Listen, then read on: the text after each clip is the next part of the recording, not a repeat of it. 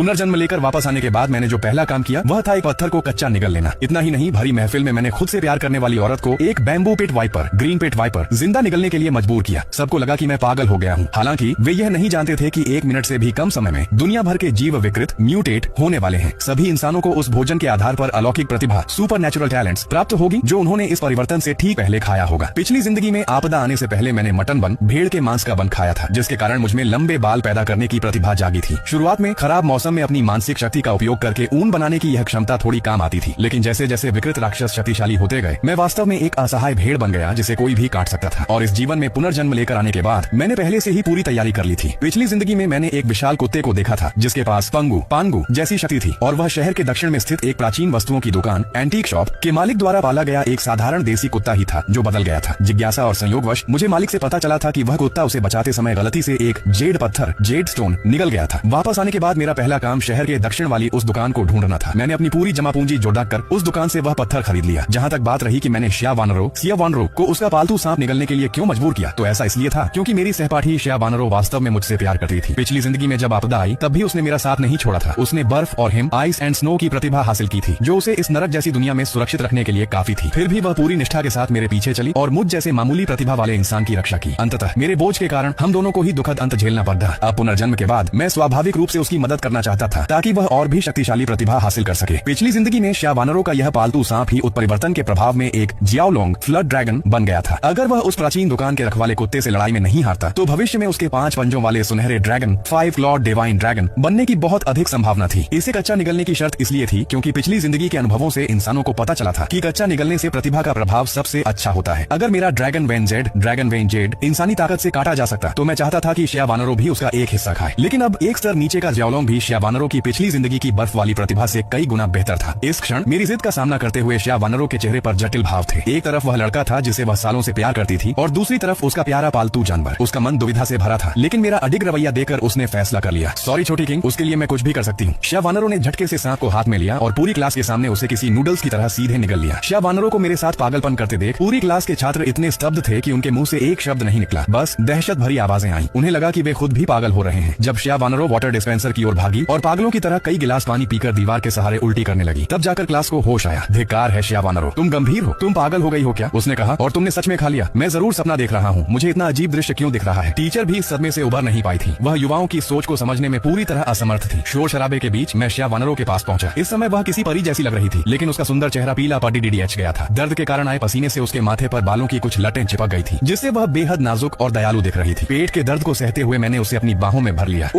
मैंने कर दिखाया। सिया वानरो दर्द से कराह उठी और उसने मेरे कमर के चारों ओर अपने हाथ डाल दिए। मैंने उसके पीले चेहरे को सहलाया। बोलते समय उसके मुंह से लगातार खून निकल रहा था। इस दृश्य ने टीचर को डरा दिया और उन्होंने तुरंत एम्बुलेंस को फोन लगाया। वहीं क्लास में गांव जुन्हाव जो लंबे समय से सिया वानरो का पीछा कर रहा था और बार बार ठुकराया गया था, गुस्से से आग बबूला हो गया। वह लंबा चौड़ा कसरती शरीर और मजबूत मांसपेशियों वाला लड़का था। वह भारी कदमों के साथ सीधा मेरी तरफ बढ़ा। चेंजी, तुम मरने के लायक हो। तुम जानते हो कि वह तुम्हें पसंद करती है, फिर भी तुमने उसे सांप खाने पर मजबूर किया। उसकी दहाड़ बिजली की कड़क जैसी थी, जिससे क्लास के छात्र कांप गए, लेकिन मैंने उसकी तरफ देखा तक नहीं। बस और भी कमजोरी महसूस कर रही सिया वानरो को गले लगाए रखा और अपने फोन की स्क्रीन पर समय देखने लगा। गांव जुन्हाव भीड़ को धकेलते हुए मेरी ओर झपटा। 3। मैंने सिया वानरो को थामे हुए धीमी आवाज में गिनती शुरू की। गांव जुन्हाव को करीब आते देखकर भी मैं अपनी जगह से नहीं हिला। अचानक ऊर्जा की एक प्रचंड रोशनी फूटी। वह इतनी चमकदार थी कि लगभग सबकी आंखें चूंधिया गईं। यह दृश्य बस एक पल के लिए रहा और फिर गायब हो गया। पास आ रहा गांव जुन्हाव अपनी आंखों के सामने आए अंधेरे के कारण लड़खड़ाकर बुरी तरह जमीन पर गिर पड़ा। उस तेज रोशनी के बाद एक अदृश्य विद्युत चुंबकीय तूफान, इलेक्ट्रोमैग्नेटिक स्टॉर्म, कुछ ही सेकंड में पूरे सौर मंडल में फैल गया। इस दौरान हर किसी ने अनजाने में खिड़की के बाहर देखा, लेकिन कुछ भी दिखाई नहीं दिया। ज्यादातर लोग वापस अपनी जगह पर आ गए। उन्हें लगा कि यह कुछ भी नहीं है। केवल कुछ लोगों ने इंटरनेट पर जानकारी खोजना शुरू किया, लेकिन उन्हें पता चला कि फोन का सिग्नल पूरी तरह गायब हो चुका है। गांव जुन्हाव जमीन से उठा और फिर से गुस्से में मेरी ओर बढ़ा। आज मैं वानरों के लिए तुम्हें सबक सिखाऊंगा। उसके शब्दों में हत्या का भाव था। 1.9 मीटर लंबे गांव जुन्हाव की मांसपेशियां साफ दिख रही थी। सभी छात्र मन ही मन मेरे लिए प्रार्थना कर रहे थे, लेकिन जैसे ही उसका विशाल मुक्का मेरी ओर बढ़ा, एक अजीब घटना घटी। पलक झपकते ही उजाला अंधेरे में बदल गया। आसमान से खून जैसी लाल रोशनी गिरने लगी। सौर तूफान के कारण चुंबकीय क्षेत्र अस्त व्यस्त हो गया था, जिससे आसमान का रंग डरावना हो गया। जैसे ही यह अजीब नजारा शुरू हुआ, मेरी बाहों में मौजूद सिया वानरो ने दिल दहला देने वाली चीख मारी। हर किसी ने उसकी तरफ देखा और पाया कि सांप निगलने वाली सिया वानरो का रूप पूरी तरह बदल रहा था। उसके सिर पर 2 ड्रैगन सींग निकल आए थे, जिनमें चांदी जैसी बिजली चमक रही थी। उसके चेहरे के किनारों पर नीले सफेद रंग के शल्क स्केल्स उभर आए थे। उसकी पीठ से कंधों तक एक छोटी जियाओलोंग ड्रैगन की आकृति लिपटी हुई थी और उसकी सफेद पोशाक अब अभेद्य कवच जैसी लग रही थी। उसके शरीर से हल्की नीली सफेद रोशनी निकल रही थी, जिसने उसके सुंदर शरीर की रूपरेखा को स्पष्ट रूप से उभार दिया था। उसके पीछे एक नीली सफेद ड्रैगन की पूंछ थी जो धीरे धीरे हिल रही थी, जैसे किसी टीवी सीरियल की कोई दिव्य कन्या हो। इस परिवर्तन के बाद श्यावानरों के मन में तुरंत कई नई अनुभूतियां जागृत हुई। अब समझदार श्यावानरों को धुंधला धुंधला समझ आने लगा था कि मैंने उसे वह सांप निगलने के लिए क्यों कहा था। यह पूरी तरह से उसकी भलाई के लिए था। पहले से ही मुझ पर समर्पित रहने वाली वह लड़की अब स्वाभाविक रूप से यह बर्दाश्त नहीं कर सकती थी कि कोई मुझे चुनौती देने की हिम्मत करे। वह मेरे सामने आकर खड़ी हो गई। उसने बस अपनी हथेली आगे बढ़ाई और बड़ी आसानी से गांव जुन्हाव के उस विशाल मुक्के को रोक दिया। गांव जुन्हाव के उस मुक्के का कोई असर तो नहीं हुआ, बल्कि श्यावानरों की हथेली से टकराते ही उसके कवच पर जमी विनाशकारी बिजली एक्सटर्मिनेटिंग थंडर की परत ने गांव जुन्हाव के हाथ को बुरी तरह जला दिया। गांव जुन्हाव दर्द से चिल्ला उठा। वह अपने झुलसे हुए और काले पड़ी डीएच चुके दाहिने हाथ को कसकर पकड़े हुए था, जिससे धुआं निकल रहा था। तीव्र दर्द को सहते हुए वह घबराकर अपने हाथ पर डालने के लिए पानी ढूंढने लगा। इसी बीच श्यावानरों के चेहरे के शल्क धीरे धीरे त्वचा के नीचे ओझल हो गए और उसके सिर के सींग भी वापस अंदर चले गए, जिससे वह अपने सामान्य रूप में आ गई। वह उम्मीद भरी नजरों से मेरी ओर देख रही थी, जैसे कोई प्रशंसा चाहती हो। लेकिन इस समय हालांकि मुझ में बाहर से कोई बदलाव नहीं देख रहा था, श्यावानरों को स्पष्ट महसूस हुआ कि मेरे सामने खड़ी डीडे होने पर उसकी रूह कांप रही थी। यह एक छोटे जीव का उस डर जैसा था जो वह प्रकृति की अनंत शक्ति के सामने महसूस करता है। एक ऐसा डर जो जीन की गहराइयों से आता है। उसने मन ही मन अंदाजा लगाया कि जैसा मैंने पहले कहा था, मैंने भी कुछ निगला है। श्यावानरों नहीं जानती थी कि वह क्या चीज थी, लेकिन उसके मन और शरीर में मेरे प्रति समर्पण की जो भावना जागी, उसने उसके प्यार को और भी गहरा कर दिया। वह नहीं जानती थी कि मुझे यह सब कैसे पता था, लेकिन वह जानती थी कि मैं उसे कभी नुकसान नहीं पहुंचाऊंगा। उसकी वर्तमान शक्ति मेरी ही दी हुई थी। तभी खिड़की के बाहर से एक इंद्रधनुषी रोशनी भीतर आई, जो और भी चमकदार होती गई और काली रात को किसी जलते हुए लाल दिन की तरह रोशन कर दिया। लगभग उसी समय गांव जुन्हाव की चीखें अचानक बंद हो गईं। एक पल के सन्नाटे के बाद क्लास के भीतर एक के बाद एक कई चीखें गूंजने लगी। जो लोग स्थिति को समझ नहीं पा रहे थे, वे उस विचित्र आसमानी रोशनी के प्रभाव से घबरा कर चिल्लाने लगे। देखते ही देखते वहां अफरा तफरी मच गई। तभी वह इंद्रधनुषी रोशनी गायब हो गई और क्लास के बीचों बीच एक मांस के लोथड़े जैसा, हड्डियों से भरा विशाल मछली जैसा शरीर प्रकट हुआ। उस विशाल आकृति के नीचे दो लोग दबे हुए थे, जिनका मांस बुरी तरह कुचला जा चुका था। बाकी लोग यह देखकर डर के मारे जमीन पर गिर पड़े और कांपते हुए उन दो तड़पते हुए शरीरों को देखने लगे। उस खौफनाक विशाल आकृति से चबाने की आवाजें आ रही थी। बाकी भीड़ के बीच कई और विचित्र आकृतियां भी घुल मिल गई थी। वे कुछ भूतों जैसे छोटे बंदर थे, कुछ मुड़े हुए कीधे जैसे, तो कुछ भेड़िए जैसे फुर्तीले थे। लेकिन उन सब में एक बात समान थी, सबकी खाल उधड़े हुए मांस जैसी थी और वे दिखने में बेहद डरावने थे, जैसे नर्क से निकले हुए शैतान हो। वे क्लास के सामान्य छात्रों का पीछा कर रहे थे। अपने नुकीले हथियारों और दांतों से वे जिसे भी पकड़ डालते, उसे बीच से दो फाड़ाज कर देते और उसका मांस खाने लगते। क्लास जो पहले बस थोड़ी अस्त व्यस्त थी, अब एक नरसंहार का मैदान बन चुकी थी, जो बिल्कुल नर्क जैसा लग रहा था। क्लास मॉनिटर झांग या सुन्न होकर यह सब देख रहा था। उसे समझ नहीं आ रहा था कि आखिर क्या हुआ। 2 बार रोशनी चमकने के बाद पूरी दुनिया इतनी कैसे बदल गई। वह नहीं जानता था कि उस रोशनी और विद्युत चुंबकीय तूफान में एक अजीब शक्ति छिपी थी। इन दोनों के मेल से ही विकृति, म्यूटेशन पैदा हुई। केवल वे इंसान जिनका मन पर्याप्त रूप से मजबूत था और जो उस अजीब शक्ति के कटाव को सह सके, वे ही अपने शरीर के भीतर मौजूद बाहरी वस्तुओं के आधार पर अलौकिक क्षमताएं हासिल कर पाए, जिसे नकल दिव्य हथियार, मिमिक डिवाइन वेपन कहा जाता है। गांव जुन्हाव स्पष्ट रूप से मजबूत मन वाला नहीं था। जब वह सुन्न खद्दा था तो वह उस अजीब शक्ति के प्रभाव को नहीं रोक पाया। हिंसक और विचित्र ऊर्जा तेजी से उसके शरीर के हर कोने में फैल गई। उसकी त्वचा के नीचे से रेंगती हुई खून की नसें बाहर निकलने लगी और उसकी त्वचा को कसने लगी। उसकी सामान्य त्वचा उन नन्ही नसों के कसने से खून से लथपथ हो गई। मात्र 2-3 सेकंड में गांव जुन्हाव का शरीर सिकुड़कर आधा रह गया। वह पूरी तरह खून से लथपथ था और अब इंसान जैसा बिल्कुल नहीं लग रहा था। कुछ ही पलों में उसका शरीर किसी ऐसी मुद्रा में मुड़ गया जो इंसानों के लिए असंभव थी, जैसे कोई रस्सी मरोड़ दी गई हो। एक तेज मरोड़ के बाद उसके पैरों से पंछियों जैसे नुकीले पंजे निकल आए और कान के पर्दे फाड़ देने वाली एक शिकारी पक्षी की चीख के साथ विकृत हुआ गांव जुन्हाव सामने खड़ी एक लड़की पर झपटा। उसकी गति इतनी तेज थी कि उसका बस एक धुंधला सा साया देखा और पलक झपकते ही उसने अपने पंजों से उस लड़की के 2 टुकड़े कर बस ही खड्डा मॉनिटर झांग या डर के मारे पीछे हटने लगा। मैं लाशों के ऊपर खड़ी डीडीएच उस पक्षी जैसे जीव को देख रहा था। मेरी आंखों की पुतलियां सिकुड़ गईं। वह ब्लड मून दानव पक्षी, ब्लड मून डीमन बर्ड था। लेकिन यह विकृत राक्षस गांव जुन्हाव से कैसे बन गया? पिछली जिंदगी में मैं इस दिन छुट्टी पर था और स्कूल नहीं आया था, इसलिए मैंने यह खौफनाक मंजर नहीं देखा था। 2 जन्मों का अनुभव होने के कारण मैं विकृति के बाद पैदा होने वाले कई तरह के राक्षसों के बारे में जानता था। गांव जुन्हाव से बना यह पक्षी जैसा राक्षस ब्लड मून दानव पक्षी कहलाता है। हालांकि यह सिर्फ एक राक्षस है, लेकिन इसकी गति बहुत तेज है और इसके पंजे चाकू की तरह धारदार होते हैं। विकृति के शुरुआती दौर में ये सबसे हिंसक और घातक राक्षसों में से एक होते हैं। शुरुआती दौर के इंसान अगर उत्परिवर्तन के चरण से बच भी जाते और अपनी शक्तियों को सक्रिय कर लेते, तो भी उन्हें अपनी शक्तियों को समझने के लिए समय चाहिए होता था। ब्लड मून दानव पक्षी की भयानक गति के सामने वे अपनी शक्तियां इस्तेमाल करने से पहले ही मारे जा सकते थे। केवल वे ही बच सकते थे जिनके पास टॉप लेवल की प्रतिभा हो और जो स्थिति को तुरंत समझ सके। एक सामान्य इंसान के लिए इस पक्षी का सामना करने का मतलब था सिर्फ उसका भोजन बनना। खासकर अब जब रोशनी जा चुकी थी और केवल हल्की लाल रोशनी वाला अंधेरा बचा था, ब्लड मून दानव पक्षी की उल्लू जैसी विशेषताएं उसे अंधेरे में और भी खतरनाक बना देती थी। पिछली जिंदगी में जब मेरी शक्तियां जागी थीं तो मैं उन्हें ठीक से नियंत्रित नहीं कर पा रहा था और पड़ोसियों ने मुझे राक्षस समझकर बिल्डिंग से बाहर निकाल दिया था। अगर श्यावानरों ने आपदा के तुरंत बाद मुझे नहीं ढूंढा होता तो शायद मैं बाहर ही मर गया होता। लेकिन घर पर रहने के कारण ही मैं इस दानव पक्षी से बच पाया था। इससे मुझे समझ आया कि पिछली जिंदगी में हमारी क्लास का शायद ही कोई छात्र स्कूल से जिंदा बाहर क्यों निकल पाया था। मेरे मन में ये विचार कौंध रहे थे और मैं सतर्कता से उस दानव पक्षी को देख रहा था। साथ ही मैंने तुरंत अपने भीतर की दिव्य शक्तियों को जगाने की कोशिश की। तभी मेरे दिमाग में मेरी अपनी प्रतिभा की जानकारी उभर कर आई। मेरी आंखें चमक उठी। ब्लड मून दानव पक्षी, आज मैं तुझ पर ही अपना हाथ आजमाऊंगा। मैंने जमीन पर एक पैर पटका और मेरे शरीर से अचानक सुनहरी रोशनी फूटने लगी। मेरे सिर पर एक ब्लैक गोल्ड फ्लाइंग